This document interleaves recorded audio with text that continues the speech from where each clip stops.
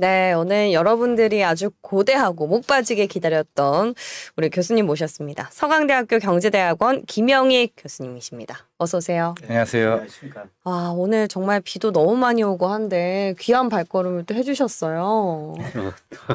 두 분이 오라고 그래서 계속 들고 왔습니다. 아, 저희 진짜 작가님한테 다시 한번 감사드리고 여러분의 성원에 힘입어서 또 교수님이 이렇게 발걸음을 해주신 거니까 오늘 저희 감사하게 또 들어보도록 하겠습니다. 오.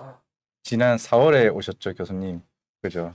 지난 4월에도 시장을 베어마켓으로 보셨고 지금 시점에서는 사실 시장이 많이 빠졌던 상황에서 사실 그 당시 교수님이 말씀하셨던 멘트도 좀 기억이 나고 있는데 지금 관점에서도 계속 그 생각 계속 유지하고 계시는 건가요? 그래서 단기, 장기로 좀 나눠서 말씀드리고 싶은데요. 뭐 장기는 조금 더 어려운 시기가 올 수 있다. 그런데 올 한 해만 보면 얼마 전에 코스피가 2300 거의 근처까지 갔지 않습니까? 저는 올해 저점이 2300 정도 됐을 것이다.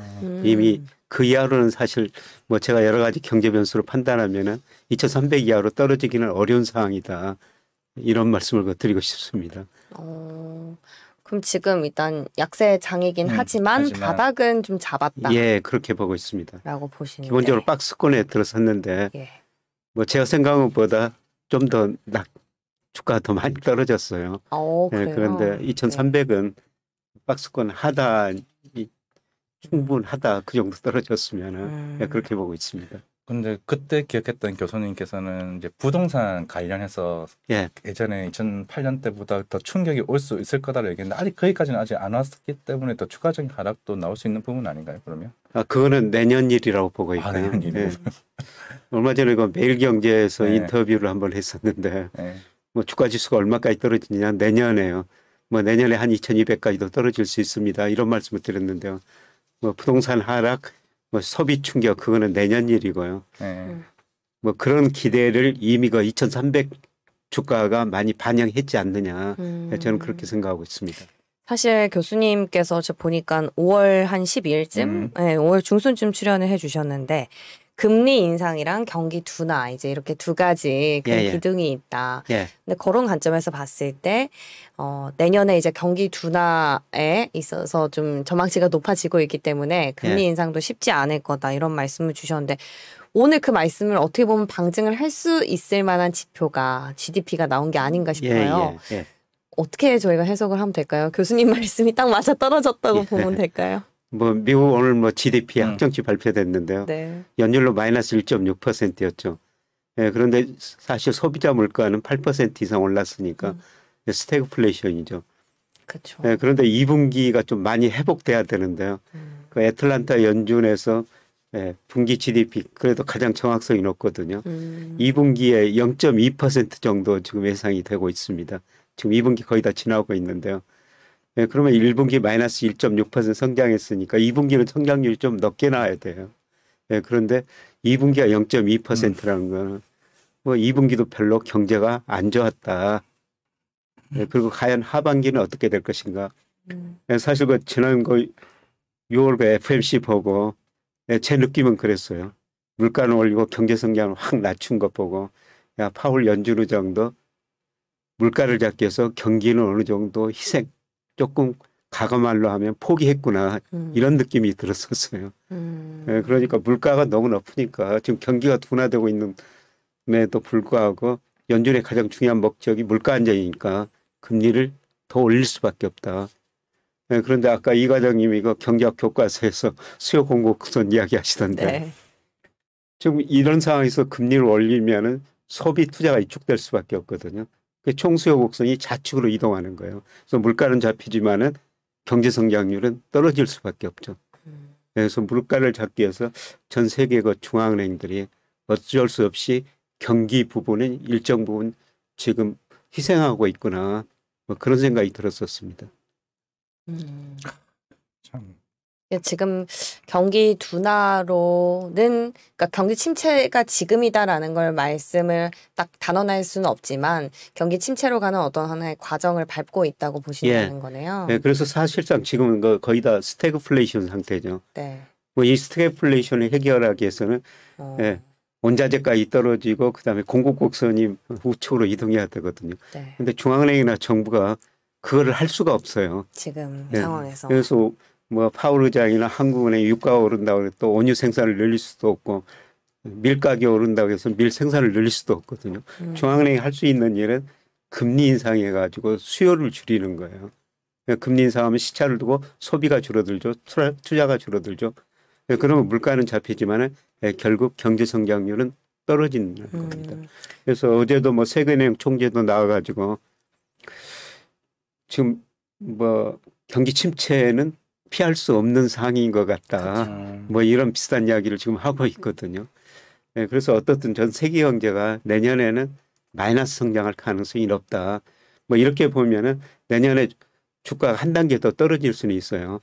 그런데 이런 기대를 우리가 2,300까지 코스피가 떨어졌던 게 거의 대부분 반영을 했다. 예. 그리고 저는 3분기에 주가가 좀 오를 수 있다. 계속 이런 말씀을 드리는데요. 네. 이렇게 긴축 정책하다 보니까 인플레이율이 저는 미국이나 우리나라 그 6월 전후가 고점이었다고 보고 있습니다. 예, 그래서 다음 주 화요일 날 우리 소비자 물가 6월께 발표됐거든요. 그런데 6월 거는 뭐 기재부 장관이 미리서 좀 데이터를 알겠죠. 예, 그래서 얼마 전에 한 방송하고 인터뷰하면서 6월에서 8월까지는 물가가 6% 넘을 것이다. 6월 물가는 높을 거로 생각이 돼요. 예, 우리 소비자 물가가 5월에 5.4% 올랐죠. 6월에는 6%를 다소 넘을 거로 생각하고 있습니다. 예, 그런데 그런 것마저 뭐 지금 2,300 주가가 저는 많이 반영했다 이렇게 보고 있고요. 그다음에 8월 초 가면은 이제 우리나라가 먼저 7월 소비자 물가를 발표하고 8월 중순 가면 미국도 발표하거든요. 7월 물가는 6월보다는 더 낮아졌을 거라고 생각해요. 우리나라나 미국이나. 그 이유는 공급 측면에서 저는 이미 유가는 고점 쳤다고 보고 있습니다. 네. 유가가 뭐 예를 들어서 WTI 기준으로 5월에 그 120달러가 넘었지 않습니까? 네. 지금 110달러 안팎에서 움직이는데요. 저는 120달러 고점으로 유가는 지금 떨어지는 과정이다. 특히 미국 물가는 유가가 떨어지면 그 다음 달에 바로 영향을 받거든요. 소비자 물가가 미국 유가 상승률하고 소비자 물가 상승률을 하면요. 시차가 1개월 있는데 상관계수가 0.78 정도로 굉장히 높게 나와요. 네. 그래서 6월 물가가 떨어진 것, 유가가 떨어진 것 보니까 미국 7월 물가는 떨어졌을 거라는 거죠. 상승률이 낮아질 거라는 겁니다. 네, 그리고 금리 인상하니까 지금 소비가 위축되거든요. 수요 측면에서도 위축되고. 네, 그래서 아마 8월 가면은 물가가 6월을 거쳐서 상승률은 피크아웃 했다. 네, 그런 데이터들이 나오면은 아마 긴축 안화 정도가 조금 줄어들 것이다. 이런 기대가 나오면서 아마 저는 뭐 8, 9월 이 무렵에는 주가가 네. 오를 거라고 보고 있습니다. 그래서 지금 2,300까지 최근에 떨어졌는데요. 지금은 주식을 팔 필요가 없다. 그러니까 2,300 떨어지니까 많은 지금 전문가들 요새 2,100, 1,900까지 맞아요. 이야기하고 그런 전망들이 많이 나오는데요. 네. 네, 사실 그 작년에 제가 저 코스피가 3,300 갔을 때 2,750이 적정 주가입니다. 이렇게 말씀드렸을 때 2,750이 굉장히 낮아 보였었죠. 네, 그런데 지금 2,300, 2,400에서 2,750은 또 굉장히 높은 수치처럼 보이는데요. 저는 이게 조만간 오리라고 보고 있습니다. 반등을 하면은 2,750까지는 보시네요. 예, 그런 정도는 갈 수 있다고 보고 있습니다. 교수님 말씀하신 대로 가면 참 좋겠다. 저도. 네. 근데 사실 뭐 시장 자체는 근데 우리가 사실 우리나라 근데 같은 경우는 IT 업종의 비중이 워낙 높아가지고 저는 사실 걱정되는 게 사실 마이크론 물론 삼성전자 그동안 많이 빠진 것도 있겠지만은 사실 흔히 이제 오더컷 이슈가 계속 나오게 되면 실적적인 면에서는 네. 좀 부정적일 것 같다는 생각이 들기는 하는데 예, 뭐 사실, 말씀하신 것처럼 3분기는 괜찮을 것 같은데 2분기 당장 2분기 실적이 좀 걱정이 되네요. 예, 저는 그 2분기 실적을 뭐 조만간 네. 더 다음 달에 발표하지 않습니까? 예, 지금은 지금 삼성전자 주가가 58,000원인가요? 그 네. 주가가 이미 삼성전자 실적이 좋든 나쁘든 반영이 됐다. 예, 반영됐다. 예, 저는 뭐 삼성전자도 뭐 8, 9월 가서 오르리라고 보고 있는데요. 네. 예, 그거는 이제 외국인들이 우리 주식을 이제 좀 살 거라고 보고 있습니다. 예, 가장 중요한 게 환율인데요. 예, 지금 환율이 거의 1,300원 유지하고 있는데 네. 이 환율이 우리 경상수지나 우리 애완 보유액 이런 걸 비해서 너무 높다고 생각하고 있거든요. 예, 그리고 조만간 저는 달러 가치가 하락하리라고 보고 있어요. 예, 그동안 달러 가치가 올랐던 게 미국이 금리를 많이 올린다. 예, 그다음에 우크라이나 전쟁 때문에 안전자산 선호 현상. 이게 지금 달러 지수가 105 안팎인데요. 여기에 그게 다 반영됐다. 예, 저는 미국 국채 수익률이 얼마 전에 10년짜리가 3.47%까지 올라갔죠. 네. 그게 거의 고점이라고 보고 있어요. 어제는 3.2%인가요? 예. 네. 이 정도 떨어졌는데 저는 하반기로 갈수록 내년 미국 경제 성장률 둔화된다. 물가 상승 떨어진다. 국채 수익률이 떨어지면서 미국과 일본의 금리차, 미국과 유로의 금리차 이런 게 축소되면서 저는 달러 가치가 하락하리라고 보고 있습니다. 달러 가치가 하락하면 상대적으로 원화 가치는 올라가죠. 환율이 떨어질 수밖에 없다는 겁니다.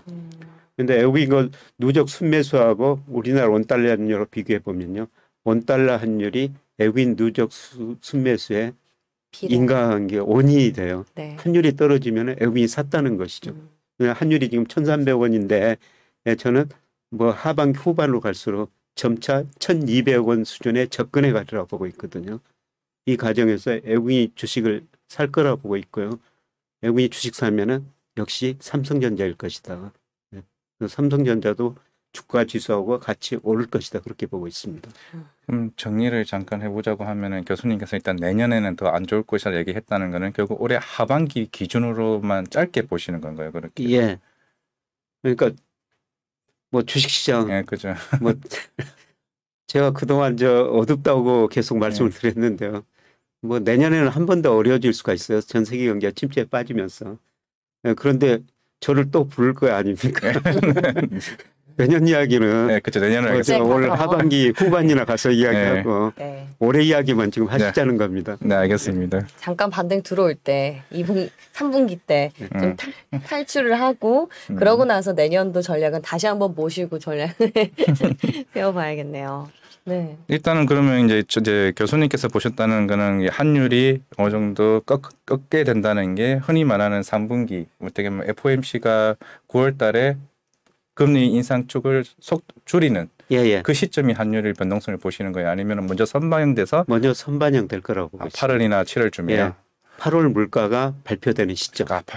CPI 물가가 우리나라는 8월 초에 발표되고 미국은 8월 중순에 발표되지 않습니까? 네. 그거를 좀 미리서 반영해가지고 7월 말쯤 가면은 뭐 환율이 떨어지기 시작할 거로 보고 있습니다. 그러면은 사실 제일 중요한 게 물론 한미 금리 역전 현상으로 인해서 뭐 환율의 영향도 있겠지만은 환율도 중요하지만 결국에는 유가를 일단은 잡아야 될 것 같은데 실제적으로는 아까 교수님께서 유가가 이제 고점인 것 같다라고 말씀을 하셨지만은 실질적으로 어제 나왔던 표 중에서 사우디가 지금 역사상 가장 많은 생산을 하고 있는 표가 일단 나왔더라고요. 그렇게 되면은 실제로 바이든 대통령이 7월 달에 사우디를 가가지고 뭐 증상 얘기를 하든 뭐 할지 안 할지는 모르겠지만은 그만큼 증상 여력이 이제 더 이상은 사우디는 없는 것 같은데 그런 얘기가 나오면 한번 유가가 한번 위쪽으로 한번 배팅이 나오는 상황이 되지 않을까요? 그러면? 예, 공급 측면에서는 유가가 하락할 이유가 별로 없죠. 예, 그런데 경제가 둔화되면은 생산이 줄어들고 그냥 원유 소비도 줄어들거든요. 예, 당장 우리도 지금 기름 넣을 때 굉장히 부담을 느끼고 있지 않습니까? 네. 그리고 기업들이 앞으로 생산이 감소할 거거든요. 그러면 원유 수요가 줄어들 수밖에 없어요.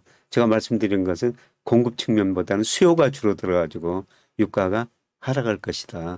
네. 그렇게 그럼 전 딱 추가로 얘기하면 사실 중국도 사실 또 사실 그동안 방송에서 저는 이제 유가 상승 쪽으로 계속 생각을 했던 이유가 사실 중국도 코로나가 완화가 이제 서서히 상해 쪽에서도 완화가 나오게 되면은 사실 소비 국가가 가장 높은 나라가 중국인데 중국 쪽에서 유가에 대한 소비가 이제 세게 나오게 되면은 사실 이거를 막을 수 있는 게 과연 얼마나 될까라는 저는 항상 그런 고민 때문에 좀 걱정을 많이 하고 있거든요. 그래가지고 사실 유가가 내려가는 이제 정책보다는 소비가 많아지는 이제 이쪽으로 그쪽이 많은 것 같아가지고. 예. 근데 뭐 저도 뭐 유가를 전망하면서 여러 자료를 보는데요. 예, 국제 에너지 같은 경우가 뭐 수요 공급을 뭐 추정하고 유가를 전망하지 않습니까? 예, 그런데 2020년부터는 뭐 세계 경제가 굉장히 빨리 회복되니까 일일 생산량보다 수요가 더 많았어요. 예, 그래서 유가가 많이 올랐죠. 예, 그런데 내년 전망해 보니까 대부분 그 EI 같은 이렇게 전망 기관들이 공급이 조금 더 많을 것이다. 이런 식으로 예상하거든요. 근데 공급은 크게 안 늘어날 겁니다. 근데 문제는 세계 경제가 축소되니까 수요가 둔화된다는 거죠. 예, 그래서 예, 저는 모든 가격은 아까 말씀드린 것처럼 수요 공급에서 결정됩니다. 공급 측면에서는 당장은 줄어들 이유가 없어요. 네, 그런데 경기가 나빠지니까 수요가 줄어든다는 거죠. 수요가 줄어들면 가격이 떨어지고. 낮아지죠. 예. 질문에 답변 네, 다 됐습니다. 죄송합니다. 아니요. 아니 많은 분들이 궁금해하셨을 것 같아요. 사실 유가가 워낙 중요하다 보니까. 네. 유가가 결국에 그 물가의 결정 지표 중에 하나가 되기도 하고 하니까 그 부분이 좀 해결돼야 될 것 같은데. 유가뿐만 아니라 사실 우크라이나 전쟁 때문에 모든 원자재 가격이 올랐는데 많이 올랐죠. 네. 최근 원자재 가격 추이 한번 보면은 그 이후로 다 떨어지고 있어요. 맞아요. 이게 다 떨어지고 있다는 건 앞으로 세계 경제 수요가 둔화되고 있다. 사실 비정상적으로 우크라이나 전쟁 때문에 경제력에 비해서는 너무 많이 올랐다는 것이죠. 네, 그리고 저는 유가를 볼 때 우리 주가를 봐요. 예를 들어서 2007년, 2008년에 유가가 배럴당 150달러 간 적이 있었거든요. 그때 골드만삭스 같은 데서 200달러 간다고 그랬어요. 그런데 우리 코스피가 먼저 떨어졌거든요. 우리 GDP 중에서 수출이 차지하는 비율이 44%나 돼요. 그래서 우리 주가가 떨어진다는 것은 우리 수출이 안 된다. 세계 경제가 나빠진다. 우리 주가가 먼저 떨어지고 세계 경제 나빠지고 유가도 급락했지 않습니까? 지금 우리 주가가 지금 거의 30% 고점에서 떨어졌지 않습니까? 우리 주가가 떨어진다는 의미는 무슨 의미냐면은 앞으로 우리 수출 증가세 많이 둔화될 것이다. 세계 경제 안 좋다는 거예요. 그래서 제가 말씀드린 거는 계속 수요 측면에서 모든 원자재 가격 하락 요인이 존재하고 있다. 예, 그렇게 보는 겁니다. 맞아요. 저도 원자재나 뭐 금속이나 에너지나 이쪽으로 보면은 전반적으로 하향 안정화되고 있다는 느낌을 많이 받고 있는 요즘입니다.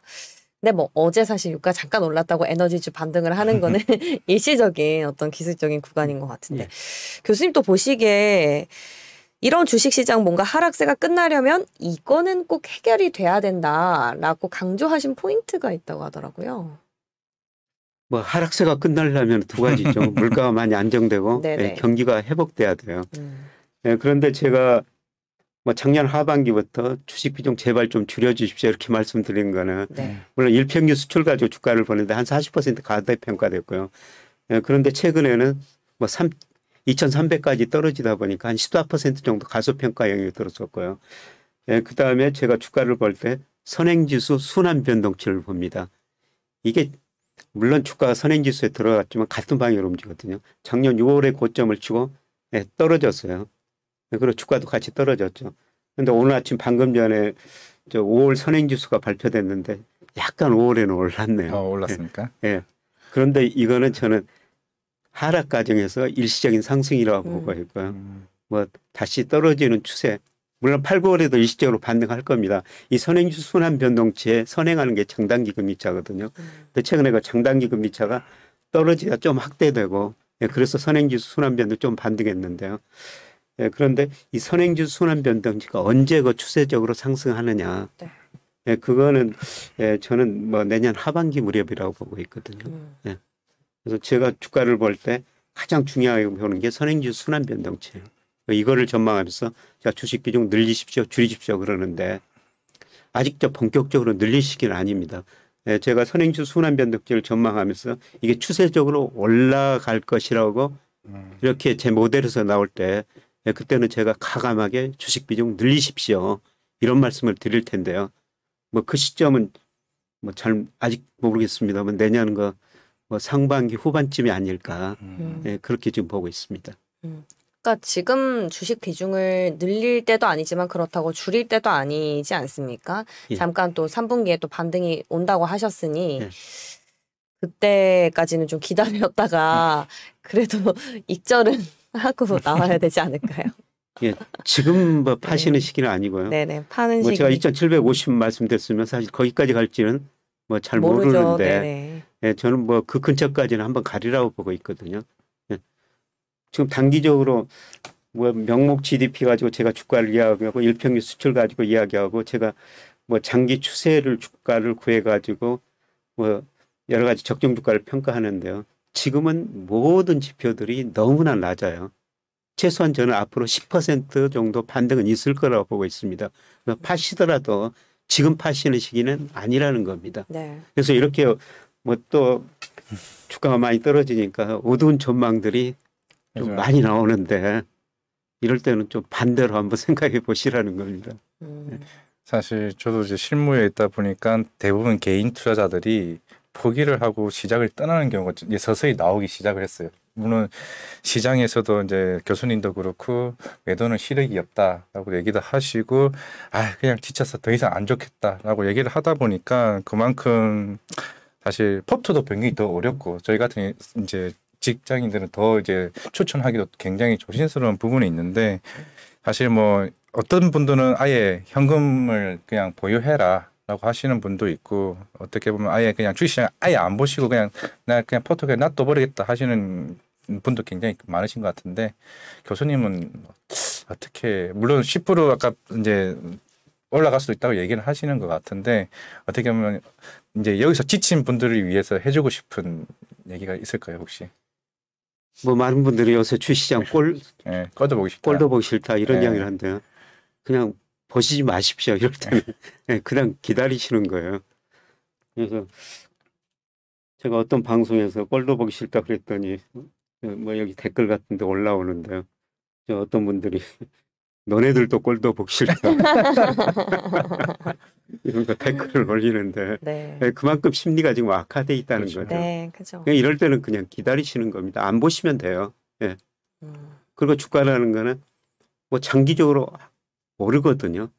예, 제가 증권회사 리서치센터에서 거의 20년 근무했고요. 그다음에 뭐 10년간 뭐 주식 투자 계속 하고 있는데 제가 얻은 결론 하나는 좋은 종목 오래 가지고 있는 게 돈을 버는 것이다. 그러니까 제 가까운 친척이 지금 삼성전자 주가 많이 떨어졌지만은 삼성전자가 애들을 유학을 보냈다 그러거든요. 그 돈 가지고 애들도 돈이 생길 때마다 삼성전자 주식을 샀다는 것이죠. 그래서 이럴 때는 좀 멀리 내다보시고 그렇게 기다리시는 게 좋을 것 같습니다. 그냥 꼴도 보기 싫으면 그냥 안 보시면 됩니다. 그런데 중요한 거는 살아 있을 종목인가. 네. 저는 앞으로 기업 구조 조정이 많이 되리라고 보고 있거든요. 이미 미국에서 많이 진행이 되고 있더라고요. 많이 진행되고 있고 우리도 구조 조정이 특히 내년에 많이 되리라고 보고 있어요. 그래서 구조 조정 대상 종목만 아니면은 뭐 종목은 좀 한번 생각해 보시라는 겁니다. 그런 나머지는 그냥 가지고 계시면 돼요. 교수님 혹시 뭐 종목 보실 때 팁 같은 거 있으세요? 그럼? 저는 이런 거 경기 수축 국면에서는 네. 그냥 배당 투자해야 된다. 배당. 네. 배당 수익률이 높은 거 사야 된다. 경기 수축 국면에서는 경기가 탄력도가 제일 낮은 게 통신주거든요. 통신주에서 배당 많이 주는 아마 제가 방송에서 KT 같은 주식 계속 말씀을 드렸습니다만 저 은행에다 돈 안 맡겨요. 돈 생길 때마다 그런 배당 주식 주가가 오르든지 떨어지든지 그거 사서 기다리거든요. 배당주. 예. 네. 배당 수익률 4 내지 5%죠. 네, 그리고 그런 것들은 배당 수익률이 낮네요. 예, 경기가 둔화될 때도 덜 떨어져요. 근데 올해 뭐 KT 같은 주식은 주가 지수가 20% 이상 떨어졌는데 그건 오히려 올랐지 않습니까? 그러니까 저는 꼭 뭐 경기가 좋든 주식시장이 좋든 나쁘든 그냥 매우 우리가 적금 들지 않습니까? 요새 은행 금리가 3% 일부 넘는 특판이 나왔다고 그러는데요. 물론 그런 정기예금 듣는 것도 좋지만 저는 그 돈 가지고 배당 투자하든지 아니면 지금은 저는 채권 투자하는 시기라고 보고 있어요. 사실 배당 같은 경우에는요. 제가 오늘 아침에 신문 보고 왔는데 배당 수익률이 9% 넘는 찐 배당주를 담아볼까 해서 여기 신문에 BNK 금융지주, 뭐 JB 금융지주 이렇게 해서 지주사들 있고 나머지 뭐 LX 인터내셔널, LX 세미콘, S-오일 요 정도가 뭐 9% 막 엄청 기대수 배당 수익률이 높다고 나와 있는데 요 안에 경기 방어주의 성격인 말씀하신 그 통신주는 좀 낮은 편일까요, 그럼? 네, 그것보다는 뭐 KT가 좀 낮기는 낮은데 이런 거 배당 말씀하시는 그런 주식 그것도 괜찮아요? 네, 괜찮은 주식들이죠. 경기 방어, 그러니까 말씀하신 예. KT나 이미 통신삼성이라도 많이 떨어져 있을 겁니다. 제가 그 주가는 안 봐서 모르겠는데요. 네네. 뭐 이럴 때 계속 주식 사가지고 네. 배당 받고 기다리면은 또 경기 회복되면 그런 주식이 오르거든요. 배당 중에 또 힌트를 얻었네요. 교수님이 5월 달에도 국채를 모아야 된다고 그때 얘기를 계속 하셨는데 지금도 계속 아까 금방 말씀하셨던 것처럼 국채 투자에 대한 부분도 계속 생각하고 계신 거죠? 예. 네, 저는 미국 10년 국채 수익률 아까 3.47%에서 거의 고점일 것이다. 이렇게 말씀드렸지만 우리 10년 국채 수익률도 3.8%까지 올랐다가 지금 어제 보니까 3.66 정도 되는데요. 우리 국채 10년 국채 수익률도 거의 고점이라고 보고 있거든요. 지금 만기가 긴 국채 계속 사셔야 된다. 네, 그리고 국채 가지고 계시다가 뭐 내년 주가 한 번 더 떨어지면 그때 채권 팔아가지고 다시 주식 사시면 되거든요. 근데 지금 뭐 은행 예금으로 가지고 있느냐? 은행 예금은 그 현금하고 비슷한 거죠. 네, 채권 투자하는 거냐? 둘 중에 하나 선택하라면 저는 국채 10년짜리 사라고 더 권유하고 싶어요. 근데 어떤 차이가 있냐면은 지금 특판해 주는 게 1년 만기 혹은 2년 만기 뭐 3년 만기일 텐데요. 근데 그거 가입하면은 만기를 채워야지 은행에서 그 맞죠. 약정한 금리 주죠. 네. 네, 그런데 채권은 여기서 수익률 떨어지면 언제든지 팔 수가 있어요. 만기 이전에. 네, 그러니까 저는 차라리 뭐 저 은행 3% 특판이 나왔더라도 그것보다는 3.7%인 10년 국채 수익을 국채를 사는 게 더 나을 것이다. 이렇게 지금 보고 있습니다. 그러니까 예금보다는 10년물 국채지만 그렇다고 해서 지금 주식시장에 돈이 묶여있는 분들 같은 경우에는 매도를 하고 채권으로 오기는 좀 리스크가 또 그렇죠. 있잖아요. 예, 지금 주식 가지고 계신 분들은 가지고 계셔야 되거든요. 예. 그분들을 위한 선택지는 아닌 것 같네요. 과장님. 그리고 보니까 네. 여기 질문지에 또 부동산까지 얘기가 나오는데 지금 사실 부동산 가격이 계속 떨어지고 있잖아요. 네. 이제 사실 제가 이제 교수님께서 항상 얘기한 좀 장기적으로는 부동산은 계속 빠질 것 같은데 부동산에 지금 들어가기는 조금 조심스럽죠.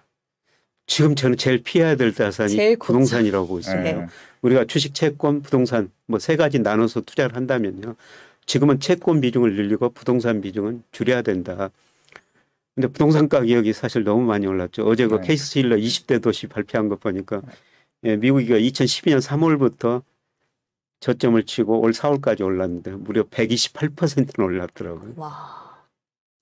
2008년 미국의 글로벌 금융위기가 집값이 그렇게 오르면서 꺼지면서 위기가 왔는데요. 그렇죠. 그때보다 오르는 속도가 더 빠릅니다. 조만간 저는 미국 부동산 시장 떨어질 거라 보고 있고요.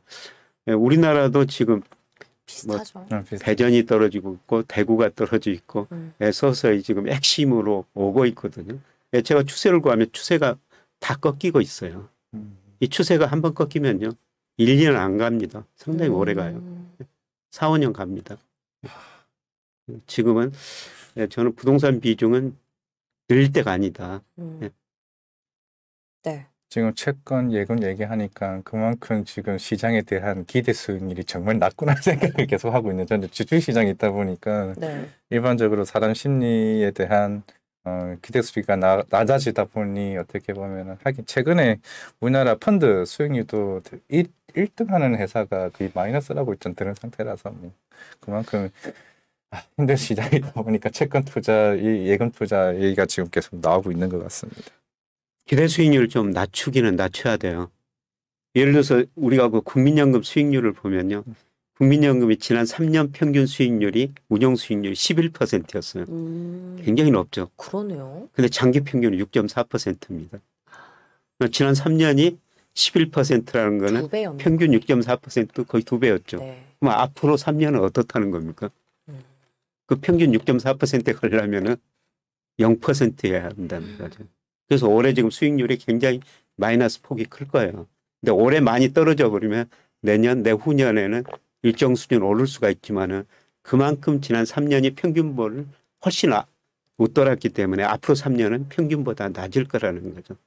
예, 그래서 이런 의미에서 기대 수익률 좀 낮추고요.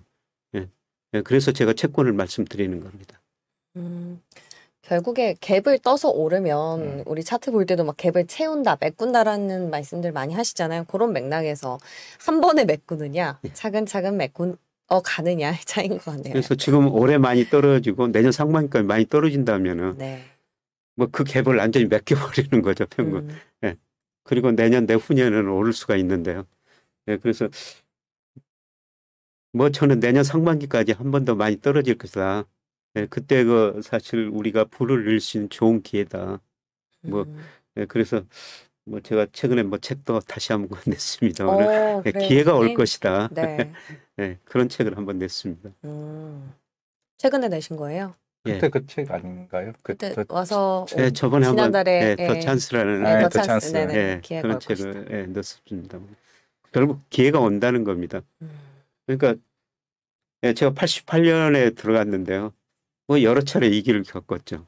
97년 외환위기도 겪었고 2000년 IT 금융위기도 겪었고 2008년 글로벌 금융위기도 겪고 2000년 9.11 테러도 겪었고 근데 지나고 보면 어떻습니까? 그때가 불을 낼 수 있는 기회였었어요. 네, 그런데 중요한 거는 그런 기회가 왔을 때 네, 현금이 별로 없다는 것이죠. 그리고 용기가 있어야 되거든요. 지금 많이 떨어지니까 또 늙어 주가가 더 떨어질 것 같지만 오를 때는 항상 더 오를 것 같지만 예를 들어서 3천 넘었을 때 4천 이야기 뭐 5천 이야기 나왔지 않습니까? 한 대통령 후보는 5천 이야기 뭐 이야기 나왔지 않습니까? 네, 그런데 지금 2,300 뭐 제가 2,750 아까 말씀드렸으면 굉장히 낮은 주가인 것처럼 보였지만 또 어떤 시점 가면은 또 이게 낮은 주가가 아니라는 뭐 높은 주가가 아니라는 거죠.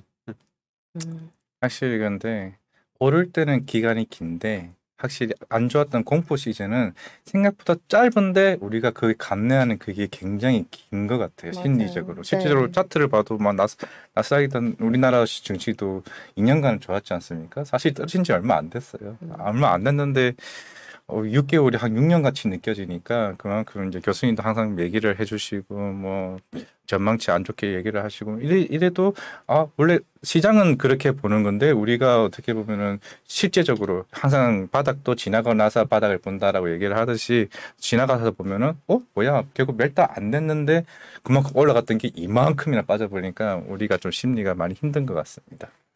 지금 말씀하신 게 중요한 경기 사이클이거든요. 네, 경기라는 게 확장하면 좋아질 때는 서서히 오랫동안 좋아져요. 나빠질 때는 짧은 기간에 빨리 나빠졌죠. 대표적으로 그렇게 주가가 반영하죠. 주가가 오를 때는 서서히 오랫동안 오르다가 단기간에 떨어질 때는 급락해 버리거든요. 네, 지금이 이제 그런 시간이죠. 네, 그리고 주가라는 건 자산 가격이라는 건 연착륙이라는 게 없어요. 오를 때는 펀더멘탈 가대평가하고 지금은 제가 모든 경제 변수로 평가할 때 최소한 10% 15%는 가소평가 영역에 들어섰거든요. 그 경착륙한 거죠. 그러니까 정리를 좀 하면 사실 교수님께서 말씀하신 그 찬스를 좀 얻기 위해서는 이번에 이제 좀 반등이 들어왔을 때 어떤 탈출구를 좀 마련하고 현금 보유 비중을 좀 늘렸다가 내년에 좀 적정 타이밍에 모색을 해야겠죠. 그죠? 네, 뭐 저는 그렇게 보는데요. 뭐 네. 그렇지 않은 분들은 그냥 보지 말고 그냥 계속 가지고 계시면 돼요. 네. 말씀하신 뭐 여러 지표들이 좀 한 방향으로 걔를 같이 하는 거는 피할 수 없는 사실인 것 같습니다. 그런 부분에 있어서 뭐 투자자들께 저희가 드릴 수 있는 내용을 최선을 다해 드리지만 사실 결국 판단은 또 개인의 몫인만큼 그런 부분들 참고를 하시면 좋겠네요. 지금 댓글이 난리가 났어요. 슈퍼맨님은 수익이 무슨 뜻인가요? 기대도 무슨 말인지 모르겠습니다. 박물관에서나 듣는 단어라고. 이 정도로 힘든 시장입니다, 교수님. 예, 힘든 시장이죠. 네. 근데 뭐 제가 뭐 경험한 건 지나갑니다. 지나간다. 이 또한 지나가리라. 이 또한 지나갑니다. 그리고 뭐 기억도 많이 사라져요. 그때 얼마나 저 IMF 경제위기 때 힘들었습니까? 근데 IMF 경제위기 때 많은 증권회사들이 구조조정하고요. 제가 다니는 회사도 뭐 굉장히 어려워질 것이다. 정말 그 머리 좋은 사람들이 퇴직금도 못 받고 못 받는다 이런 기대로 회사를 떠나기도 했었어요. 그런데 묵묵히 참고 있는 제가 참았던 제가 지금 그분들보다는 조금 더 나은 것 같습니다. 그냥 견디면 돼요. 예. 근데 조금 고통스러운데 네. 뭐 지나갑니다. 지나갑니다. 그래서 이 지나가는 멘탈을 좀 잡아주시기 위해서 교수님 요즘 이제 출연 굉장히 많이 하시고 바쁜 활동을 보이고 계시던데 그래서 우리 김영익 교수님이지 않습니까? 조남이 네, 김일익 교수님, 이익 교수님, 삼익 교수님까지 청출동해서 지금 우리 투자자들 심리 잡기에 아주 혼을 다하고 계신다고. 근데 제가 이코노미스트를 하면서요. 제가 바쁘면은 경제가 안 좋습니다. 그래서 요새 기업 강의도 정말 많이 나가는데요. 그래서 왜 이렇게 안 좋고 언제 회복될 것인가. 기업도 그 투자 계획 세우는데 굉장히 궁금하지 않습니까? 그래서 요새 제가 정말 바쁜 것 보니까 최악이다. 조금 더 남아있다. 그래서 제가 조만간 좀 한가해질 거예요. 네. 그때가 머지 않았다고 저는 보고 있습니다. 그게 쑥 올라갈 때 라고 생각합니다. 네, 오늘 좀 비도 오고요. 뭐 시장 분위기도 뭐 어제 시간 보면 지금 나온 지표들 보면은 그렇게 녹록지 않은 또 상황이 전개가 될 것 같은데 그래도 어렵게 또 귀한 걸음 내주셔서 고맙습니다, 교수님. 예, 불러주셔서 고맙습니다. 다음에 또 모실게요. 네, 고맙습니다. 감사합니다.